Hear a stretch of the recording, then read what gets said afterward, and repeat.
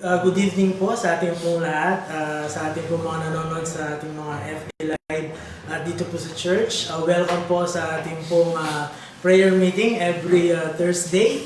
At lahat po na excited ay tayo nga po ay tumayo at tayo po ay bigyan po natin ng papuri ang ating Panginoon sa pamamagitan po ng palakpak. Sige po. Yes, Lord, we praise you, we worship you, Lord Jesus. Lord, we thank you, Panginoon. At bago tayo mag-umpisa sa pagpupuri at pagsamba sa Panginoon, tingnan muna natin yung ating katabi. Yan.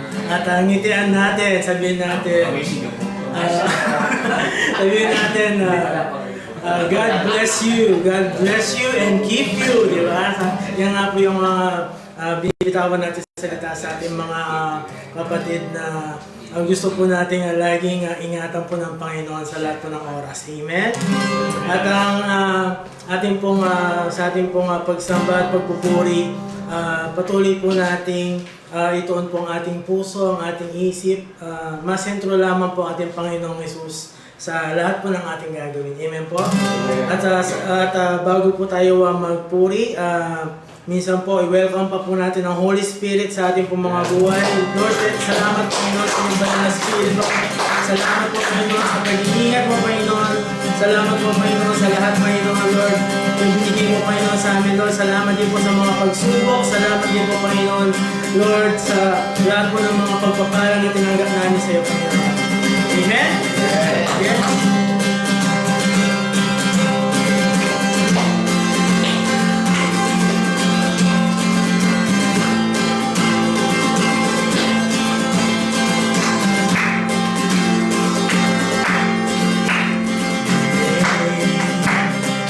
Above all things, because you are to stay forever. Your love, your hands, Jesus, your hands have already made the way. Lord, we choose to be saved. Lord, we cry out. For you, Lord, for you are Lord of all. You pierce every soul with your love alone. There is power in the name. There's healing in the name of Jesus.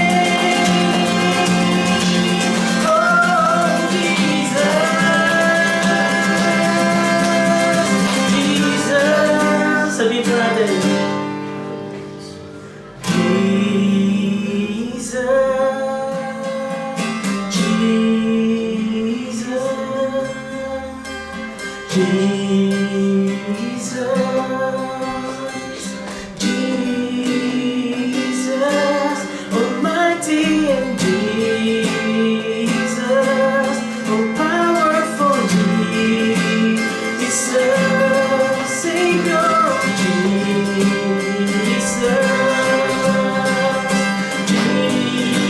Jesus, we worship you, Jesus,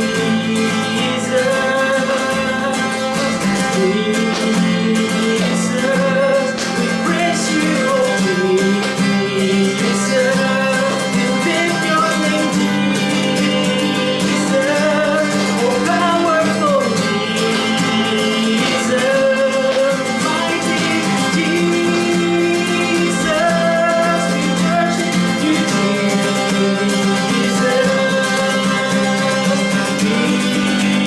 Jesus, there is power in the name, there's healing in the name of Jesus. Jesus, there is power in the name, there's healing in the name of Jesus. No other name, Jesus, there is power in the name of healing in the name of Jesus. Jesus, there is power in the name, healing in the name of Jesus. Jesus, huwag natin panalangin.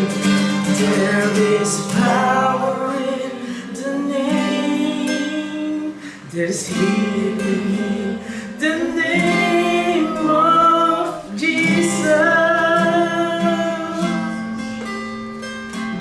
Jesus, we worship you. There is power in the name of healing in the name of Jesus. Jesus,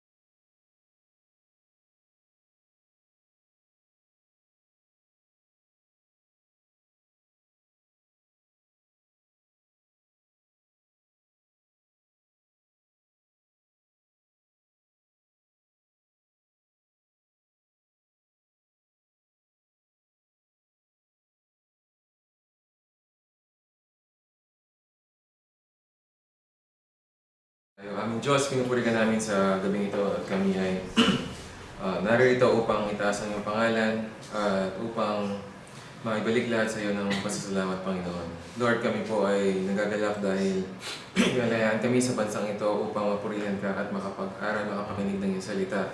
Panginoon, dinadalangin namin ng iyong Banal Espiritu ang siyang pumilos at magbigay sa amin ng kaliwanagan sa iyong mensahe upang matanggap po namin ito ng buo at maintindihan po namin na naayon sa inyong kalinawan. Ito aming dalangin. Pasasalamat sa pangalan ni Jesus.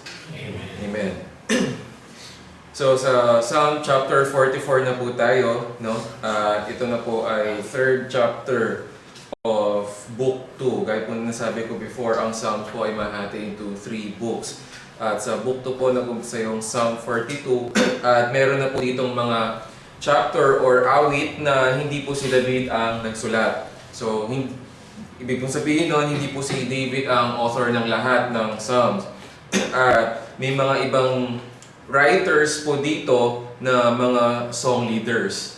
And so we would see here, no, and it was also mentioned in the Old Testament na yung mga songwriters or song leaders in the Old Testament were people who were knowledgeable, no, or who have knowledge of God. They are not just good in instruments, good in music, but more than everything or more than those, sila po ay nakakakilala at alam po nila kung sino ang Diyos. Kaya po sa Psalm 44, ang nakalagay po dito, no, to the choir master, a maskil of the sons of Korah. So ito po ay sinulat para awitin ng mga Hudyo. Ito po ay address sa mga choir master because they will be doing or leading the song. At ang pamilya po ni Korah is from the tribe of Levi. The Psalm 44 is a book about the God who hears for help. Sa bandang second half po ng chapter na ito, meron po tayong mga verses na medyo mag-struggle tayong intindihin. So, from verses 1 to 8, or verses 1 to 8, dito po natin makikita na ang kaligtasan ng Diyos ay itinakda sa simula or sa nakaraan paraan. In verse 1, sabi po dito ng songwriter, O God, we have heard with our ears, our fathers have told us, what deeds you perform in the days of old. Ang mga mabuting gawa po ng Diyos ay nalalaman ng next or current generation because of the previous or old generations. Ang ibig pong sabihin noon, hindi po natin makikilala si Adan at Eva, hindi po natin makikilala si Abraham, Isaac at Jacob, at lahat ng mga propeta and characters in the Old Testament if not because of the people from old times. Hindi po basta nagkwento ang Diyos at nagsabing isulat mo ito para malaman nila. Ginagamit po ng Diyos ang kanyang mga tao upang malaman ng mga susunod na henerasyon kung ano ang kanyang mga ginawa. Kaya po in the Old Testament when the Jews were set out or were freed from Egypt, they were commanded ng parents, no, na ipaalala nyo sa mga anak at sa mga apo nyo kung ano ang ipinamalas ko sa inyo. Kaya meron din pong kautusan doon na yung mga magulang should always, no, command their children about the laws of God. At kaya meron din pong mga sina-celebrate na feast or piyesta ang mga Hudyo noon. It was to celebrate, for example, the Feast of the Booth. The feast of nung sila ay iniligtas ng angel of death through the blood of the Lamb. Ibig pong sabihin nito, from the old times, ang salita po ng Diyos ay naipapasa because it was being told. And that's why meron din po tayong Bible. Nabanggit ko po last Sunday na yung New Testament po ay hindi po isinulat o naisulat na inutos ng apostol. Na sinabi niya, isulat nyo, kopyahin nyo itong liham ko. Ang utos po ni Pablo ay basahin nyo ito sa kongregasyon. And then the believers were taking notes of the letters. Were taking notes as they were hearing the letters of Paul being preached. Ang ginawa po ng Panginoon in the Old Testament, ang pinaka-importante po sa mga Hudyo noon was them being brought out of Egypt. Bakit yun po yung laging o pinakamabigat na utos ng Panginoon sa mga kanyang bayan? Bakit hindi yung pagpatay ni David kay Goliath? Bakit hindi yung pagligtas ni Noah sakay ng arko? Yun po ay nakasulat, pero bakit ang inutos niya in the Pentateuch? Command them, no? Or I command you to teach what I did. Ano pong ginawa niya? That I am the Lord your God who brought you out of the land of Egypt. Yun po ang pinakamabigat na utos because that was the biggest thing that God did for His people to save them from slavery. At yun din po ang magiging pattern ng kasaysayan para makita ng mga susunod na henerasyon paano naliligtas ang isang pinili ng Diyos o ang kanyang mga mananampalataya. Tayo po, bagamat hindi tayo Hudyo, tayo po ay dating naninirahan sa Ehipto. Tayo po ay dating mga alipin ng kasalanan. That's why even in the Old Testament, inutos po ng Panginoon, wag na wag kayong babalik sa Egypt at humingi ng tulong sa kanila. Never. No? There were other enemy nations, pero naging specific po ang Diyos na wag sa Ehipto. Because that was the land of slavery. That was the land where it symbolized the people were slaves unto sin. So, we have heard with our ears, our fathers have told us. Sa buhay po natin, hindi rin po malalaman, although there are Bibles na nakaprint na ngayon, at narinig nyo na rin po ito siguro sa iba, there are people that the only Bible they will read is yourself. May mga tao po na mabubuhay at mamamatay na hindi makakakita ng Bible, hindi makakahawak ng Bible, hindi makakapakinig ng salita ng Diyos, ng Biblia. Ang makikita lamang at mababasa lamang po nila ay ang buhay ng mga mananampalataya. And what should we proclaim with our lives but the deeds of our God? The Jews had their God who is a God of salvation. And so this salvation was told by His people. In verse 2, you with your own hand drove out the nations, but then you planted. You afflicted the peoples, but then you set free. So patungkol po ito sa pagliligtas ng Diyos sa bayan ng Israel from extradite or paglabas nila sa Egypt. Alam po natin na walang ginawa ang mga Hudyo. Not with their efforts, not with their strategies, not with anything, but it was all because of God who drove them out. And the salvation of God was towards His people. Nung sila po ay inilabas sa Ehipto, wala pong ginawa ang Panginoon na isinama kahit isang Egyptian. Wala po siyang inilabas na kahit isang Ehipto. Lahat po ay mga Hudyo at lahat ng Hudyo ay nakalabas sa Ehipto. Dahil ang kaligtasan po ng Diyos ay para sa kanyang bayang pinili. In verse 3, for not by their own sword did they win the land, nor did their own arm save them, but your right hand and your arm and the light of your face, for you delighted in them. Ang pagliligtas po ng Diyos or the salvation of God is not through His people.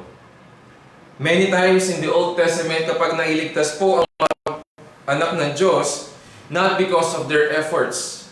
If you remember the story of Gideon, there were thousands of soldiers hanggang binabawas ng Panginoon. Sabi niya, bawasan mo yan, bibigyan kita ng criteria kung sino yung uminom ng tubig na parang aso, kung sino yung uminom ng tubig sa ilog, nagamit ang bibig. Hatiin natin yon. Kung sino yung mga takot, pauwiin mo. Kung sino yung mga bagong kasal, pauwiin mo. Because sabi ng Panginoon, ayokong mangyari na ang paniwalaan nyo ay nanalo kayo dahil marami kayo. But because even, no, or despite na 300 lamang kayo, you were saved. It was not by the might of the Israel. Noong lumabas po ang mga Hudyo from Egypt, hindi naman po mga sundalo itong mga to, mga alipin sila. Mga foreman, mga construction worker, buong araw nilalatigo, buong araw naghihila ng malalaking bato. Hindi po sila tinuro upang humawak ng sibat, ng espada. And so when they were going to the promised land, kaya sabi niya sa verse 3, for not by their own sword did they win the land. Ano pong land ito? The promised land, Canaan. Nakamit po nila ito because of the hand, the right hand of God. Sa buhay po natin, all of our achievements was not because of our efforts. Sana po maintindihan natin yon na lahat ng ating nakakamit, kahit sabihin mong matalino kasi ako, madiskarte kasi ako, ito kasi yung skills na binigay sa akin ng Panginoon. Yes, nanggaling yan sa Panginoon. Pero kung hindi dahil sa Kanya, hindi mo makakamit yan. Kung tinapos na niya yung hininga mo, kahit gaano ka kalakas, kung patay ka, wala kang magagawa. Kahit gaano ka katalino, kahit ikaw ang pinakamatalinong tao, kung patay ka na, anong magagawa mo? Kung hindi dahil sa Diyos na nagsusustain sa iyo, wala kang makakamit. At bakit niya po ginawa ito? In the last line of verse 3, for you delighted in them. You delighted in them. Paano pong nangyaring nagalak? No? Na naging kasaya-saya ang bayang Israel sa Diyos. Ano po bang meron ang bayang Israel noon? Ano po bang pwede nilang ipagmalaki na, ay kami ang favorite country. Kami ang favorite nation. Bakit po? Dahil meron silang hari? Wala. Dahil mayaman sila? Hindi. Dahil malakas sila? Hindi. Alipin nga po sila eh. Bakit na-delight ang Panginoon sa kanila? Because of His covenant with their forefathers. God made a covenant with Abraham. He made a covenant with Isaac. He made a covenant with Jacob.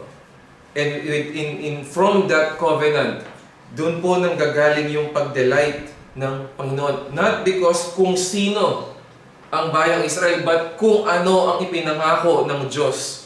Nung sinabi ng Diyos, ikaw ang pinili ko, Abraham. Sa iyo manggagaling ang bayang aking pinili at gagawin kitang ama, no, of multitudes, of many nations.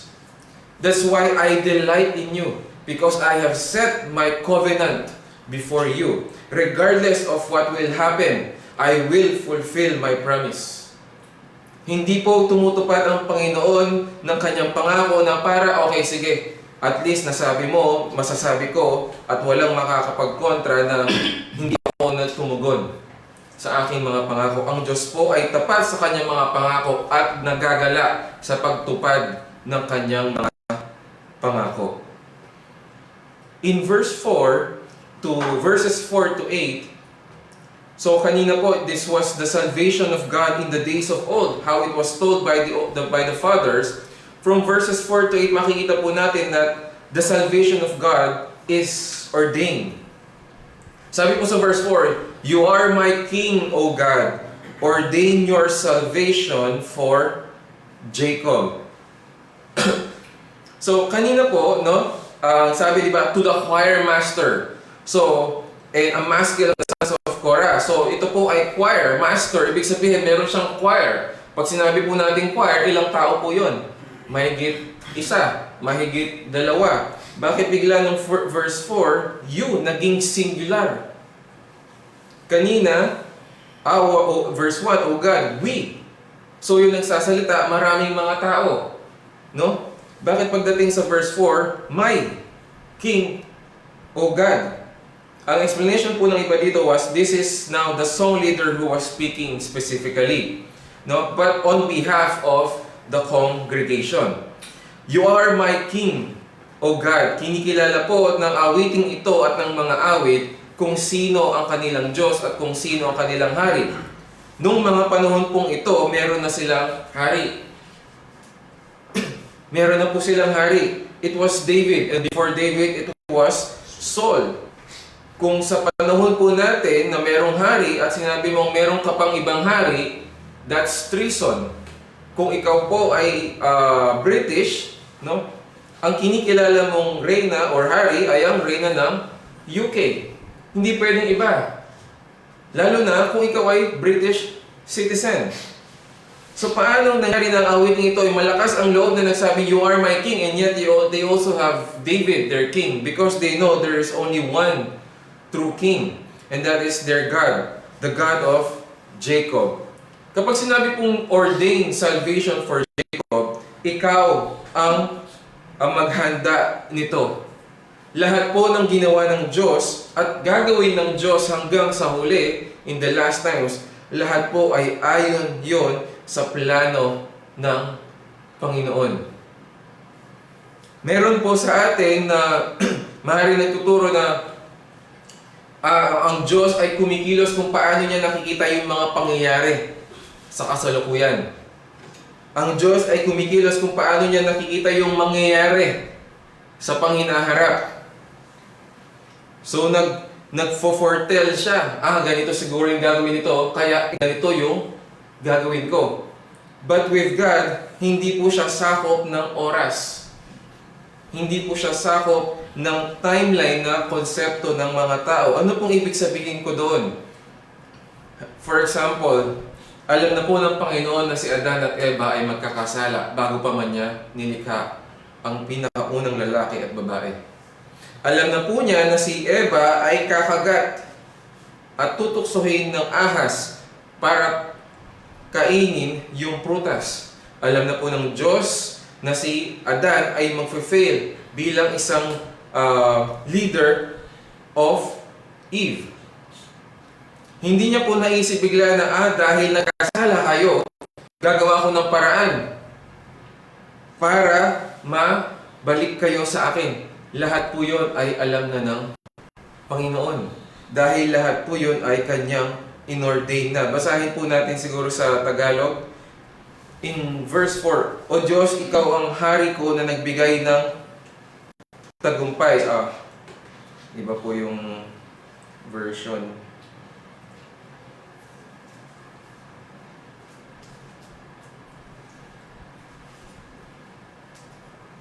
So sa Tagalog po, nung kapag check ko po dito, hindi niya na-translate ng maayos or literally kung ano yung ordain. But when God ordains, it means He decrees everything. He had planned and designed everything. Itatabi muna po natin at makikita natin sa susunod. In verse 5, "Through you we push down our foes. Through your name we tread down those who rise up against us. The salvation of God is through Himself against their enemies," or His people's enemies. So nabanggit ko na po kanina na nakamit nila ang promised land not with their own efforts, at natalo po nila yung mga kanilang kaaway sa pamamagitan ng Diyos. Ang pagliligtas po ng Diyos ay para sa kanyang mga hinirang, sa kanyang piniling bayan, at ang pagliligtas ng Diyos ay tunggali sa kaaway niya. Ulitin ko po, the salvation of God is for His people and against His enemies. Hindi po makikinabang ang mga hindi mananampalataya doon sa pangako ng Diyos para sa kanyang mga anak. Wala pong katiting na matatanggap ay makikinabang ka, ay makakatikim ka ng konting ganito. Kasi po ang sabi niya, "Through you we push down our foes, through your name we tread down those who rise up against us." Ang Diyos po ay para sa Israel. Ang Diyos po ay hindi para sa mga hindi Israel nung panahon na to. Ang Diyos po ay para sa mga Hudyo ang Diyos po ay hindi para sa mga Pilisteo, hindi para sa mga Amorites, hindi para sa mga Hittites, Jebusites, at kung ano pang mga ites. Ang Diyos po ay para sa mga Hudyo. Kaya lahat po ng gawin ng mga kaaway nila, hindi po sila nagtatagumpay. Kahit po ang mga Hudyo ay walang karapatan na manalo o magtagumpay, but because of the favor that God has beset for them, because of His covenant with Abraham, tinutupad niya po yun. Makikita po natin yan on what will happen in our times with Israel. Makikita po natin. Verse 6, "For not in my bow do I trust, nor can my sword save me." The salvation of God is not trusting in one's effort. Basic na po ito sa atin. Salvation is by grace. Tandaan po natin yun. Salvation is by grace through faith, not by our own good works, so that no man may boast. Wala po tayo may pagmamalaki. Not in my bow do I trust. Minsan po, alam na natin yon, niligtas ako ng Diyos bilang isang regalo. No? Yung natanggap kong kaligtasan ay walang kapalit. Ibinigay ng buo ng Panginoon. Pero, sa mga pang-araw-araw na buhay natin, may mga pangyayari na parang kailangan maganap ayon sa ating kagustuhan. Halimbawa po, pag may plano tayo hindi nasusunod, bakit tayo nadi-disappoint? Bakit tayo ay nagre-reklamo? Bakit tayo ay nadidismaya? Kasi sa pag-iisip po natin, ito dapat yung nangyari. Ito dapat yung naganap. Bakit? Kasi yung tiwala po natin ay nandoon sa ating kakayahan. Pero kung alam po natin, no, na ang lahat ng kahit anong planuhin natin, kung hindi po ito ayon sa kalooban ng Diyos at hindi po ito pahinintulutan ng Panginoon, hindi po yon mangyayari. Wala pong plano na magtatagumpay nang hindi sasang-ayon sa kalooban ng Panginoon. In verse 7, the salvation of God is triumphant over enemies. So related po ito sa verse 5. "But you have saved us from our foes and have put to shame those who hate us." And then let me continue in verse 8. "In God we have boasted continually, and we will give thanks to your name forever." Kung meron man po tayong pwedeng ipagmalaki, yun ay yung ginawa ng Diyos para sa atin. Kung meron man po tayong gustong ipagmayabang o ipamala sa iba, yun po ay ang Panginoon. Ay, nakaka-bless ka naman. Praise God. Sinasabi po natin yung praise God or glory to God because we are recognizing na ang Diyos po ang kumilos at hindi tayo. And we will give thanks to your name forever. The salvation of God is to thank for eternally. Yung kaligtasan po ng Diyos, so when I talk about from verse 8, ito po ay ayon sa ginawa ng Diyos sa mga Hudyo in the old times. Now, in our times when we talk about salvation, our spiritual salvation, definitely it is to be thanked or to be grateful for forever. Kung ang mga Hudyo po ay inutusan na paalalahanin, ituro sa mga susunod na henerasyon kung anong ginawa ng Panginoon, ano pong ginawa ng Diyos, it was just physical salvation. Nilabas sila sa Ehipto. At magpapasalamat sila forever. What more na niligtas ng Diyos ang iyong kaluluwa. Napasasalamatan mo ang Panginoon magpakailanman. Now, tatalo na po or susunod na po tayo ngayon sa verses 9 to 22 na kung saan ang sabi niya, "But you have rejected us and disgraced us and have not gone out with our armies." Bakit biglang baliktad? Noong verses 1 to 8, ipinagmamalaki niya ang ginawa ng Diyos. Ipinagmamalaki niya na not because of His efforts, but because of God. Not because of what they have planned, but because of what God has ordained. Anong nangyari from verse 8 to 9? At inumpisahan niya, but you have rejected us. Maliwanag po ang pagkakasabi. Wala nang ibang paliwanag dito. But you have rejected us and disgraced us. And then in verse 10, no? Hindi niya po kinwalify. You have made us turn back from the foe, and those who hate us have gotten spoiled. The people of God were deserted or iniwan. They were abandoned to their enemies. Ituloy ko po para lalo tayong mahirapan. You have made us, verse 11, like sheep for slaughter, and have scattered us among the nations. Verse 12, you have sold your people for a trifle, some kakaunting salapi, demanding no high price for them. Verses 9 to 10, inabandon na. Verses 10 to 11, sila ay nilapa, iniwan sa mga kaaway at nilapa, ibinenta. Verses 13 to 14, you have made us the taunt of our neighbors and the derision and scorn of those around us. You have made us a byword or katatawanan among the nations, a laughingstock among the peoples. The people of God were disdained by their enemies. And then verses 15 to 16, all day long my disgrace is before me, and shame has covered my face. At the sound of the taunter and reviler, at the sight of the enemy and the avenger. Kung tayo po ay tatanungin o sa sarili lang din natin, bakit ito ang nakasulat? At alalahanin po natin, ito po ay Psalm, at ano pong umpisa? Kasama po ito sa original writing, no? Hindi po katulad ng mga ibang headers.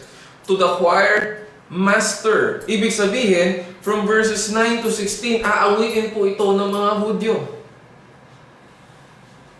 In the old times, they were singing, God, you have rejected us. God, you have made us like sheep for slaughter. God, you have sold us. Paano po yun magbubuklod, no, nang hindi kumukontra doon sa verses 1 to 8? Again po, no, isa sa pattern po ni David, he would say what he would feel or he feels. Ano man po ang sa pananaw ni David, ano man po yung kanyang nararamdaman, sinasabi niya po sa Panginoon. The best explanation here is this is how the Israel felt when they were facing their enemies. Yun ang kanilang perspective. Yun ang emosyon na kanilang nararamdaman, kaya naisulat ang mga linyang ito. At tuloy po natin. All this, verse 17, no?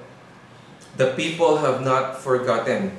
All this have come upon us, though we have not forgotten you, and we have not been false to your covenant. So sinasabi na nila sa Diyos nila, Lord, iniwan mo kami. Lord, binenta mo kami. Kahit na hindi ka namin kinalimutan. Kahit na hindi kami pumunta noon o naging, hindi kahit na hindi kami tumalikod sa iyong tipan, sa iyong mga pangako. So, binigyan ng diin ng mga Hudyo, iniwan mo kami, pero hindi naman kami tumalikod sa iyo. Pero iniwan mo kami. Paano nangyari yun? Verse 18, our heart has not turned back, nor have our steps departed from your way. Kasi meron pong condition din ng Panginoon na kapag ikaw ay tumalikod, no, ikaw ay sumamba sa mga Diyos-Diyosa, kapag ikaw ay nag-disobey sa akin, I will send enemies to conquer over you. I will send plagues, I will send sickness, para mapalo ka at maalala mo na mali ka, na tumatagilid ka na lumilihis ka na sa iyong landas. Pero dito po, sinasabi ng mga Israelita, hindi nila kinalimutan ng Diyos. Hindi sila tumalikod sa tipan ng Diyos.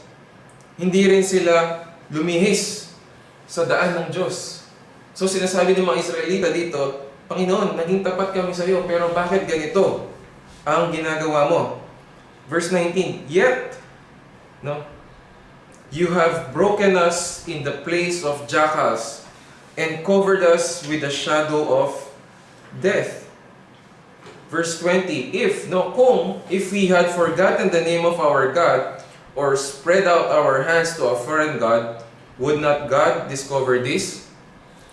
Panginoon, kung alam mo na tumalikod kami, di ba ikaw mismo malalaman mo.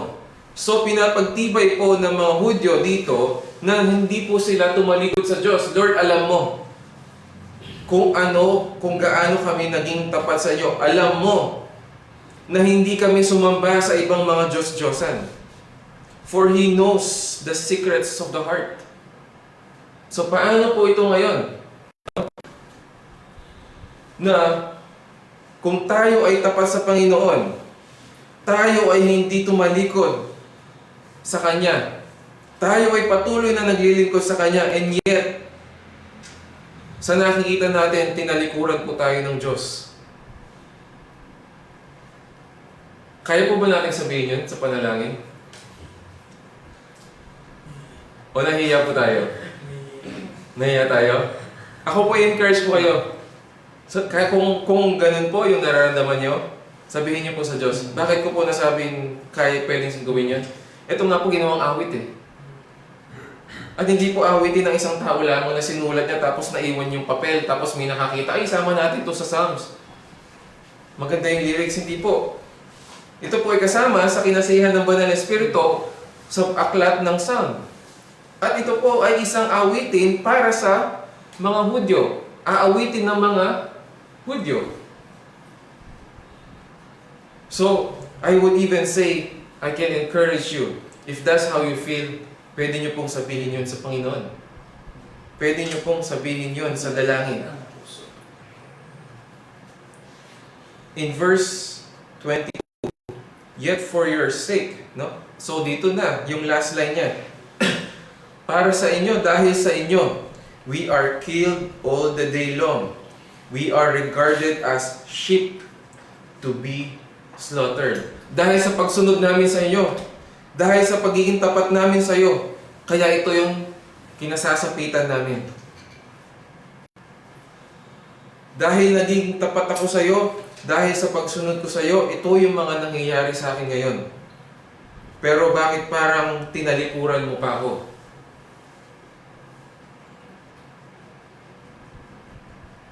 Kayo po ba'y naguguluhan na? Kung alam niyo po, nabigyan ko po kayo ng hint. Kung alam niyo po, ang pattern ng panalangin ni David, hindi po siya natatapos sa ganun. In the same way, itong awitin ito ni Korah has the same pattern. Verse 23, Awake! Why are you sleeping, O Lord? Rouse yourself. Do not reject us forever. Verse 24, Why do you hide your face? Why do you forget our affliction and oppression? Nanalangin siya, no? Sa mga, meron po tayong awitin, no? Nasasample ko na po itong madalas. Awitin ng mga Pilipit, ng OPM na hindi sinulat ng isang mananampalataya. Di ko alam, no? Pero alam ko hindi. Natutulog ba ang Diyos? Kaya nyo rin po bang idalangin, Panginoon ko, gumising ka, bumangon ka, at pakinggan mo yung mga panalangin ko. Sabi niya dito, awake! Awake! Hindi niya po tinanong, Lord, baka pwede kang gumising. There's an exclamation point. There's an emphasis. At tinanong niya pa, bakit ka natutulog?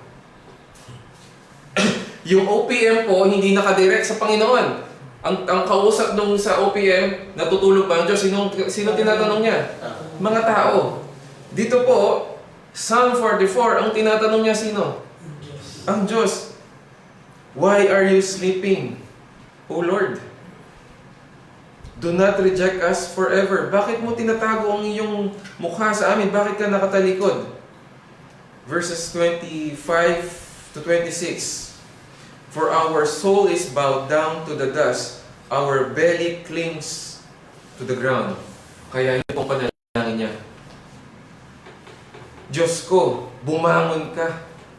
Kasi lubog na ako. Panginoon ko, gumising ka. Kasi walang ibang pwedeng tumulong sa akin. Ganun po ang kanyang panalangin na sinabi niya, natutulog ka ba? Gumising ka, bumangon ka, Diyos. Kasi po, alam niya na walang ibang pwedeng tumulong sa kanya. That's a great prayer. Rather than natutulog ba ang Diyos, lilipat ako sa ibang Diyos. Panginoon, ang tagal mong hindi sumasagot, ang tahimik mo, huwag mo kong sisihin kung pupunta ako sa ibang santo. Huwag mo kong sisihin kung maniniwala ako sa horoscope.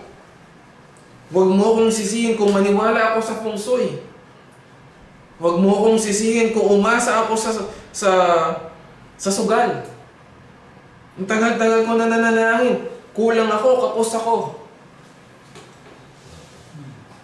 Huwag mong isusumbat sa akin pag tataya ako. Kasi naghihingi ako ng tulong. Alam mo, di ba? Ganyan yung tanong niya Di ba? Alam ng Panginoon ang nangyayari. O Lord, wala Walang update sa'yo. Pupunta na ako dito. Tataya na ako dito. Dito, alam ko pa kung nanalo ako o hindi. Sa'yo, hindi ko alam, sasagot ka ba? Hindi. Hindi po ganun ang panalangin niya. Kasi alam niya na siya lamang ang pwedeng tumulong sa kanya. Panginoon ko, bumangon ka. Tulungan mo ako. And then in the last verse, rise up. So ito na yung kanina, gumising ka. Ito, bumangon ka. Come to our help. Redeem us for the sake of your steadfast love. The Israel was singing this song telling them, Dear God, you sold us, you rejected us, you abandoned us. And yet, yung sa panghuli po nilang panalangin, kaya Panginoon, huwag mo hayaan na ganyan, that you reject us forever. But you turn your face toward us. Medyo nire-rephrase ko po. Bumangon ka at tulungan mo kami. Redeem us.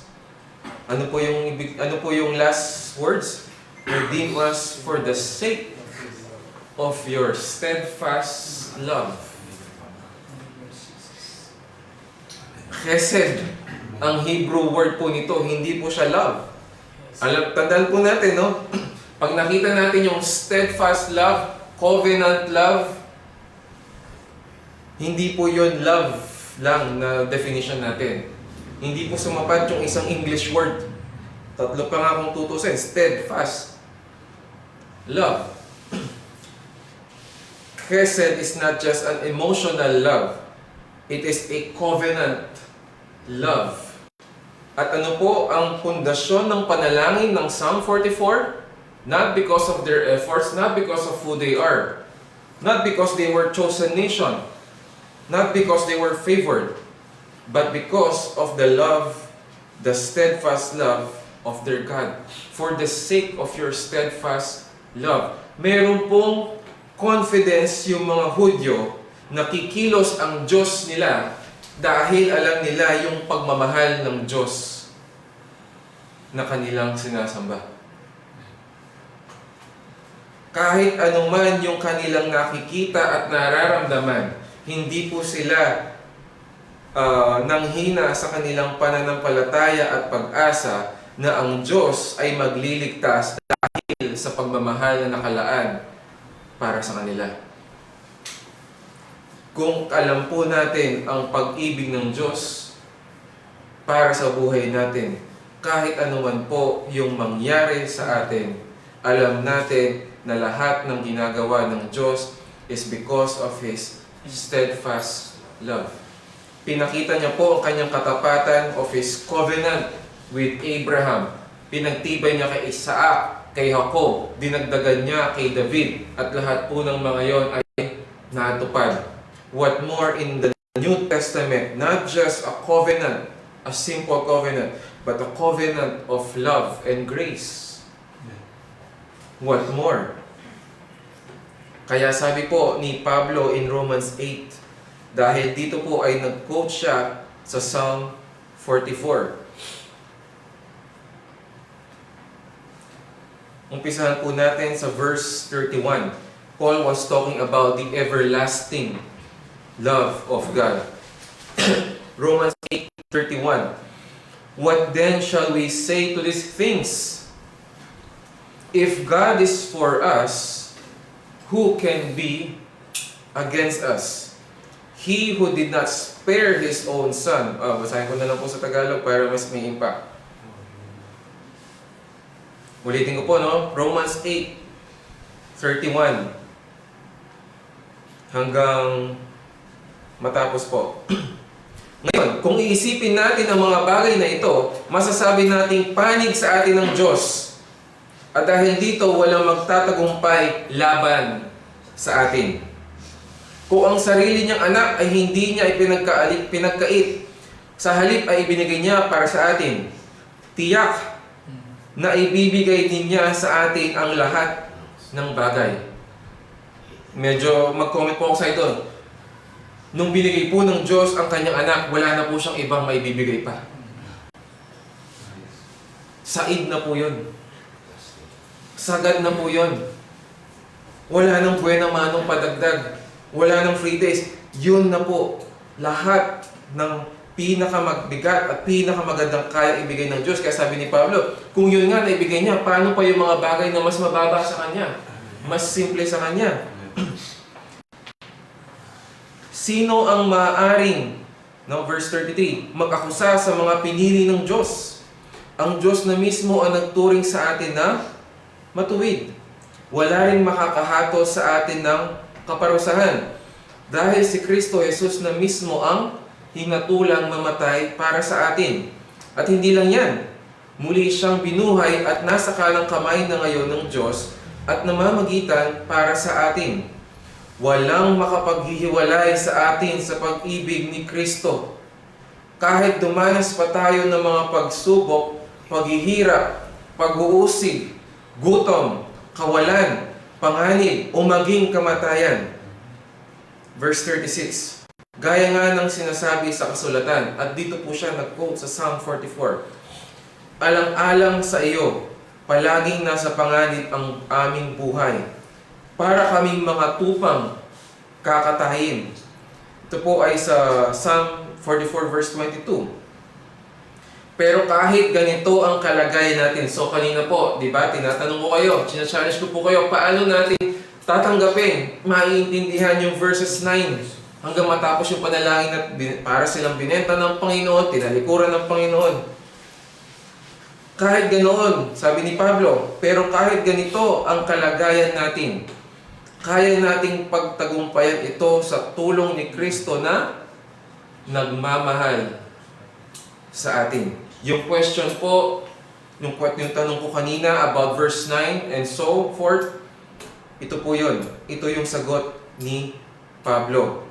Bakit? Sa verse 39, sapagkat natitiyak ko na walang makapaghihiwalay sa atin sa pag-ibig ng Diyos na ipinakita sa atin sa pamamagitan ni Kristo Jesus na ating Panginoon.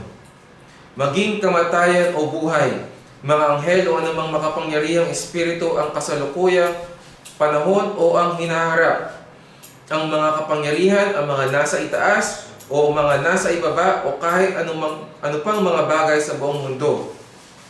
Pangatlong beses na pong sasabihin ito ni Pablo, ay hindi makapaghiwalay sa atin sa pag-ibig ng Diyos.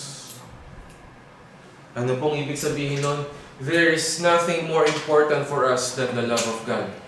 And if the love of God will not be taken away from us, ano ba yung gutom? Ano ba yung hirap? Ano ba yung kapusin ka? Ano ba yung hindi natupad yung plano mo? Ano ba yung hindi sinagot yung dinadasal mo? Kung nasa iyo ang pag-ibig ng Diyos at hindi makapaghiwalay ang kahit anumang mga bagay sa atin sa pag-ibig ng Diyos, even death cannot separate us from the love of God, then it means kahit tayo po ay mamatay, ang pag-ibig ng Diyos ay nasa atin. Kaya yung sa panalangin ng verse 44 na para silang tinalikuran, wala yun sa kanila. Because of the covenant or steadfast love of God.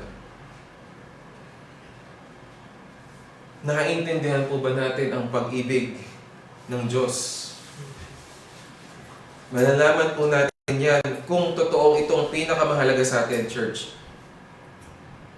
Sa oras na nadismaya ka sa Panginoon, na parang natutulog siya, at tinatanong mo kung dapat mo pa ba siyang pagsilbihan, dapat ka pa bang manampalataya sa Kanya, kung pinagdududahan mo ang Kanyang mga pangako, at nakalimutan mo ang pagmamahal niya sa iyo, ibig sabihin, hindi mo naintindihan yung pagmamahal na ito.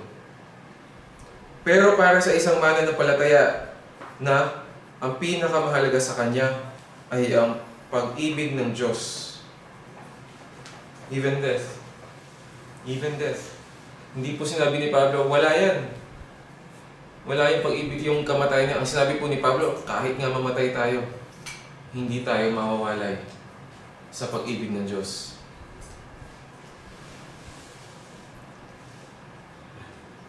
So, tayo po ba ay nag-aalinlangan ngayon sa buhay natin? Tayo po ba ay nagdududa sa katapatan ng Diyos sa Kanyang mga pangako? Wala pong makakapaghiwalay. Tandaan po ninyo yun. Walang makakapaghiwalay sa pag-ibig ng Diyos para po sa Kanyang mga anak. Tayo po ay manalangin. Ang namin Diyos, pinupuri ka namin sa gabing ito at nasasalamatan. Salamat, Panginoon, sa inyong mga salita. Salamat, Panginoon, sa awitin na bagamat may mga linya na hindi namin maintindihan, ngunit ito po ay inyong isinama sa inyong salita, sa inyong kasulatan. Ibig sabihin, may kahalagahan po ito, Panginoon, para sa amin. At ito po ay tumutukoy lahat sa inyong anak na si Jesus. Tunay nga na Diyos na ang Old Testament ay hindi ganun kaliwanag. But because of the New Testament, as explained by the New Testament writers, everything makes sense, O God, at naipaliwanag ng napakaganda at napakasarap, Panginoon. Lord, salamat sa awiting ito na naisulat na bagamat hindi naintindihan ng mga awit noon, pero isa lamang po ang sigurado sila na tapat ka sa iyong pag-ibig, Panginoon. At higit lalo, Panginoon, na maintindihan namin na ikaw pa rin at ikaw rin ang Diyos na sinasamba namin. Kung sino ang inaawitan ng Psalm 44, ito rin ang Diyos na aming sinasamba ngayon. Salamat, Panginoon, sa iyong anak na nagpapatunay na ang iyong pag-ibig ay matibay at magpakailanman. Ito ang aming dalangin sa pangalan ni Jesus. Amen.